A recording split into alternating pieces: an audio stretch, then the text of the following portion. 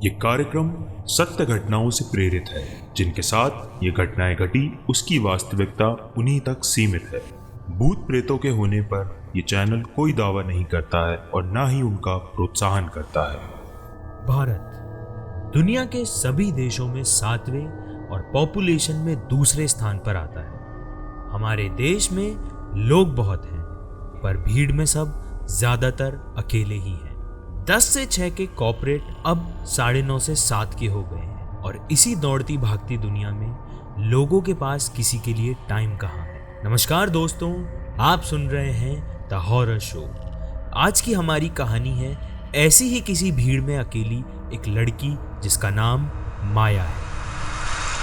अगर मैं कहूँ कि हिंदी फिल्म की एक्ट्रेस जो दिन भर साथिया के शब्दों में डूबी रहती है, जिसके चलने से हवाएं उड़ती हैं, तो माया वैसी बिल्कुल नहीं थी। वो तो एक आम जिंदगी की बेहद मामूली सी लड़की थी।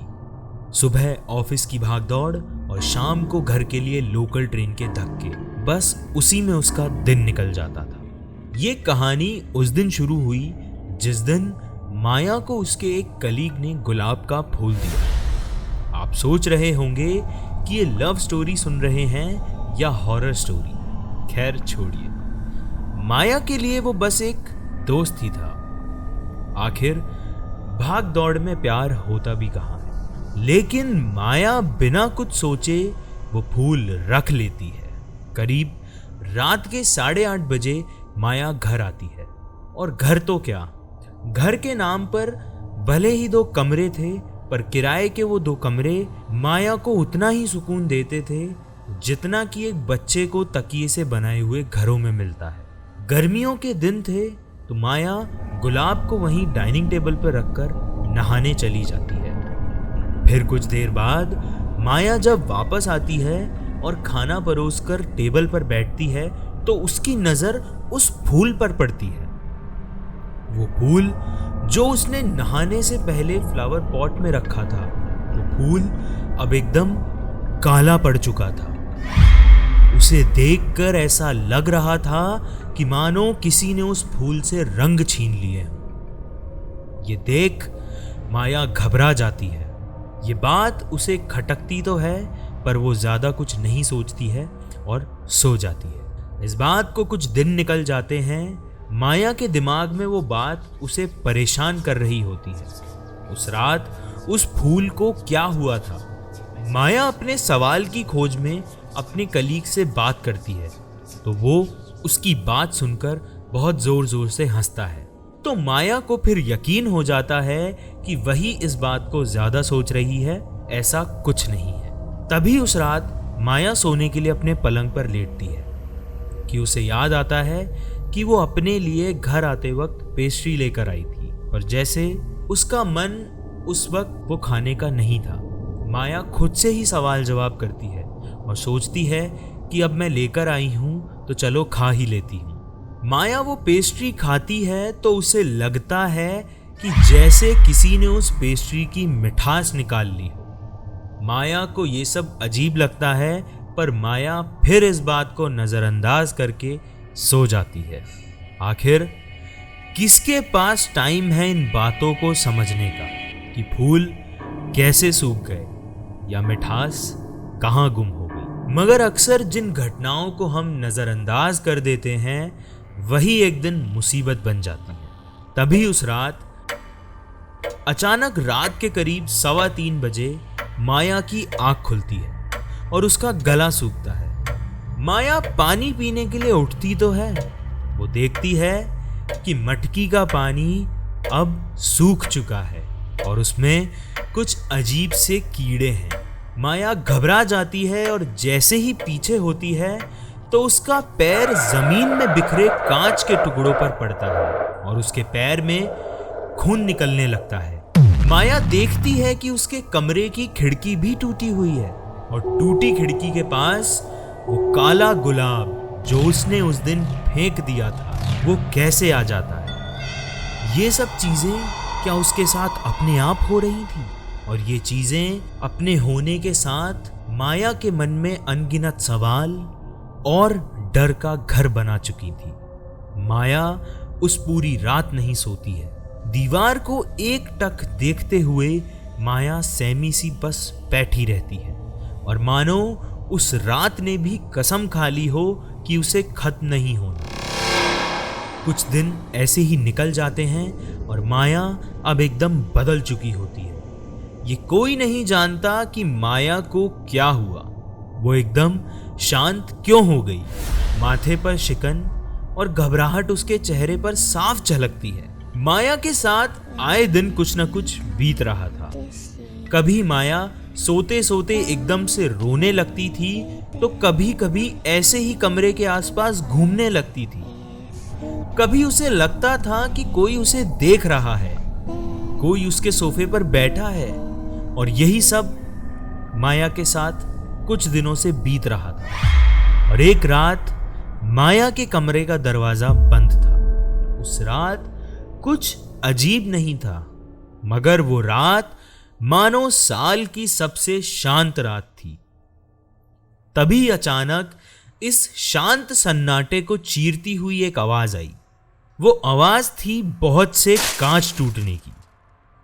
माया के घर की सारी खिड़कियां टूट गई थी। आखिर ऐसा क्या हुआ माया के घर में कि सारा मोहल्ला जग गया? दरवाजे के उस तरफ ऐसा क्या हुआ था? अगली सुबह जब लोग उस दरवाजे को तोड़ते हैं तो उन्हें अपनी आंखों पे यकीन नहीं होता है। वो देखते हैं कि माया तो फांसी के फंदे पर लटकी हुई, उसका शरीर हवा में झूल रहा था। वो शरीर देख शमिता आंटी, जो माया की लैंडलॉर्ड थी, वो दंग रह जाती है, क्योंकि अभी कुछ दिन पहले ही तो माया और शमिता आंटी मिले थे। माया से बात हुई थी, ऊपर से शमिता आंटी के दिमाग में वो सब कुछ घूमने लग जाता है। गुलाब, वो खिड़की, वो पानी और वो सबसे ज्यादा मन में उदासी, क्योंकि जो बातें माया ने उन्हें बताई थी, वर्क स्ट्रेस, काम की चिंता, वो सारी बातें शमिता आंटी के दिमाग में घूमने लगती हैं। फिर वो फ्लोर, उस घर पे जैसे किसी का श्राप लग गया हो। शमिता आंटी ने वो घर फिर दोबारा किसी को रेंट पे नहीं दिया और वो जैसे तैसे इस बात को भुलाने की कोशिश करती रही। फिर कुछ समय बाद जैसे वो उस कमरे का रास्ता ही भूल गई हो, जैसे उस कमरे की तरफ कोई रास्ता ही ना हो, पर अनहोनी अपना रास्ता बना ही लेती है। इस बात को 2 साल बीत गए। एक रोज शमिता आंटी की बेटी करिश्मा को पता नहीं क्या सूझा और उसने जाके वो कमरा खोल दिया और उस कमरे से वो एक गुलाब ले आई। मगर आश्चर्य की बात ये थी कि उस बंद कमरे में गुलाब का वो फूल आया कहां से? वो गुलाब का फूल बिल्कुल नया ताजा लाल गुलाब का फूल था। ये बात उसकी समझ से परे थी, मगर शमिता आंटी को जब ये पता चला तो वो सब कुछ समझ गई थी। आंटी को याद था वो गुलाब वाला हादसा जो माया ने उन्हें बताया था, क्योंकि अभी 2 ही साल गुजरे थे उस माया वाले हादसे को। आंटी को सब एक साथ याद आने लगा, वो सारी बातें जो माया ने उन्हें बताई थी, और माया की वो सारी अच्छी और डरावनी यादें, गुलाब का रंग उड़ जाना और वो डर जो कभी माया ने रोकर उन्हें बताया था। आंटी को वो सब याद आ गया था। फिर उस शाम शमिता आंटी गुमसुम एक अलग सी सोच में खोई हुई बैठी थी। एक अलग सा मातम छाया हुआ था वहां पर, और बगल में पड़ा वो गुलाब जो धीरे धीरे काला पड़ने लगा था। उसका रंग ऐसे ही निकल गया जैसे उस घर से खुशियां। सब अजीब सा रहने लगा था उनके घर में। रोज किसी बात पर झगड़ा और फिर रोना। शमिता आंटी और उनकी बेटी दोनों पर ये नेगेटिव एनर्जी इतनी ज्यादा हावी हो चुकी थी। और फिर वो रात वैसी ही रात थी जैसी उस दिन एक लंबी शांत रात थी, जो किसी अनहोनी का अंदेशा दे रही हो। फिर उस रात वही हादसा हुआ जो माया के साथ हुआ था। अचानक उनके घर के शीशे टूट जाते हैं, जैसे कोई काली आत्माओं का साया उनके घर में आ गया। आंटी भागकर अपनी बेटी के कमरे में जाती हैं और वो जो सामने नज़ारा देखती हैं तो उन्हें अपनी आंखों पर यकीन नहीं होता है और उनके मुंह से सिर्फ एक शब्द निकलता है जिसकी आवाज ने पूरी बिल्डिंग को हिला दिया। वो जोर से चिल्लाती हैं, बचाओ। उनकी बेटी पंखे से लटकी हुई थी मगर करिश्मा जिंदा थी। वो बस बेहोशी में लटकी हुई। लोगों ने उसे नीचे उतारा और वो बच गई। शायद उसकी किस्मत अच्छी थी। उसे होश में लाने के बाद जब उससे पूछा कि ये तूने क्या किया तो उसे कुछ याद ही नहीं था कि उसने ऐसा क्यों करा। फिर कुछ ही दिनों में आंटी ने वो घर छोड़ दिया और उत्तराखंड के चंपावत डिस्ट्रिक्ट में वो बंद घर आज भी उसी डरावनी यादें और ऐसी नेगेटिव एनर्जीज के साथ बंद है।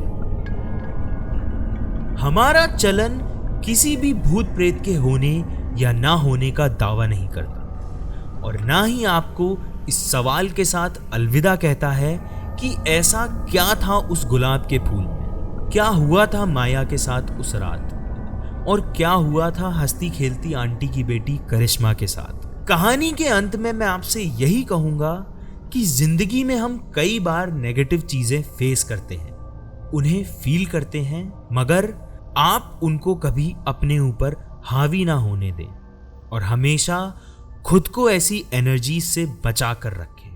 आप मेरी कहानियों को गाना.com, विंक म्यूजिक, स्पॉटिफाई और भी बाकी म्यूजिक प्लेटफॉर्म्स पे सुन सकते हैं। आप मेरे इंस्टाग्राम हैंडल को फॉलो कर सकते हैं स्टोरीज की लेटेस्ट अपडेट्स के लिए और अपनी कोई भी स्टोरी शेयर करने के लिए आप मुझे डीएम कर सकते हैं और मेरे यूट्यूब चैनल पे आप इन कहानियों का लुत्फ विजुअल्स के साथ उठा सकते हैं। धन्यवाद। आप सुन रहे थे द हॉरर शो।